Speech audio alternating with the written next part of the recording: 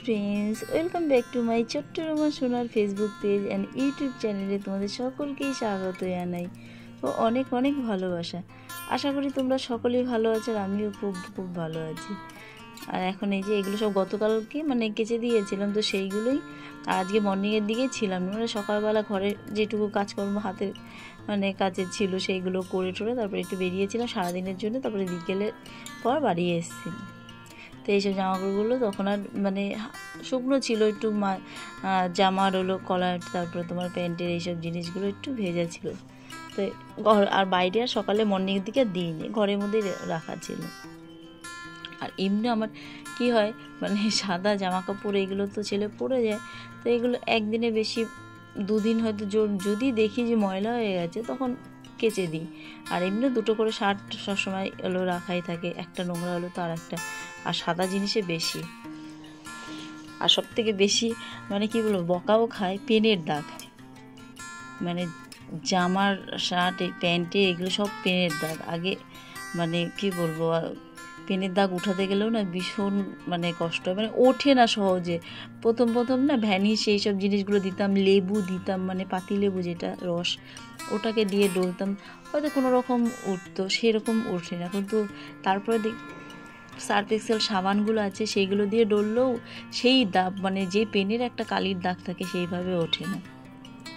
তা একবার কী করলাম যে একজন বলেছিল যে দেখবে যে সাবান দিয়ে করবে, সার্ফ এক্সেল সাবানের থেকে এমনি যে সাবানগুলো ব্যবহার করা হয় সেই সাবান দিয়ে করলে অনেকটা দাগ উঠে যায়। তা আমি ওরকম একবার করেছিলাম, তো দেখি কি যেটা এই এত কিছু দেওয়ার পর সাবানের এটা বেশি ভালো। তো আমি ওইভাবে ওরকম যদি প্যান্টের হোক জামার হোক দাগ ঠাক ভরলে এইসব জিনিসগুলো তখন ওইভাবে ব্যবহার করি।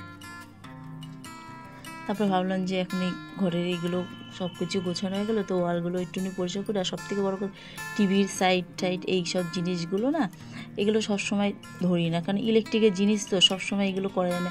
নর্মাল যেরকম প্রত্যেক দিন সকালবেলা মর্নিংয়ে বিশেষ করে শনি মঙ্গলবার এগুলো বাদ দিয়ে তখন হয়তো ঘর ঝাড় দিলাম, বা হয়তো কোনো মাকড়সার ঝোল থাকলো বা কোনো কিছু থাকলো, তখন সেটাকে একবারে ঝাড়া হয়ে যাবে, একবারে গেঞ্জি কাপড় দিয়ে মুছেও নিই। আর এইসব ইলেকট্রিকের জিনিসগুলো সবসময় আমার ধরাই হয় না, যখন আমি ধরি তখন একবারে একদম শুকনো কাপড় দিয়ে প্রথমে মুছে নিই। আর ধুলো, প্রচণ্ড ধুলোটা পড়ে, আর এইসব জিনিস একটু তার এদিক থেকে ওদিক হলে বেশি হলো মুশকিল। তখন হয়তো কেবলের টিভির ওগুলো ঝিরঝির করবে, ওই কারণের জন্যে ইলেকট্রিকের জিনিস খুব কম আর খুব সাবধানভাবে যখন হয়তো পরিষ্কার করি তখন হয়তো খুব সাবধানভাবে, আর বিশেষ করে শুকনো জিনিস ধুলোর জিনিস আর কোথাও কোনো পরিমাণে কোথাও একটা হয়তো এদিক ওদিক হয়ে গেলে সেই জিনিসটা তার খুলে গেলে ভীষণ ভয় লাগে। তো আমি ওই সাইডটা পরিষ্কার করছি ঠিকই, ভয়ও পাচ্ছি।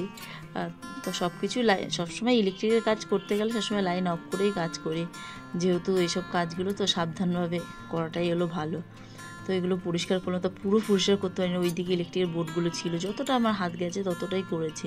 তারপরে এসির ওপরের যে ছিল ওইটা পাওয়ারের, তো ওই সব জিনিসগুলো পরিষ্কার করলাম, টেবিলাইজার যেটা পাওয়ারের।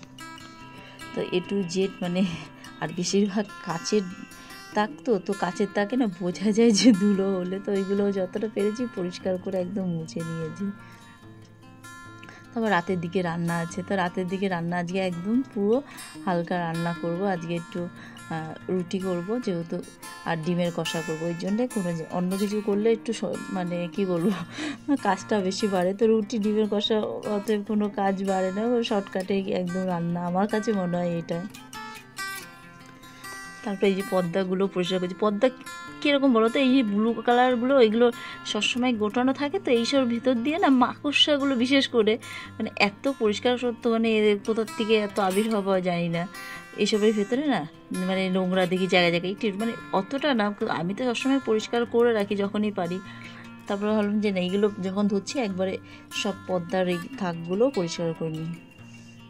তো এইগুলো সমস্ত কিছু একবারে পরিষ্কার করে নিলাম।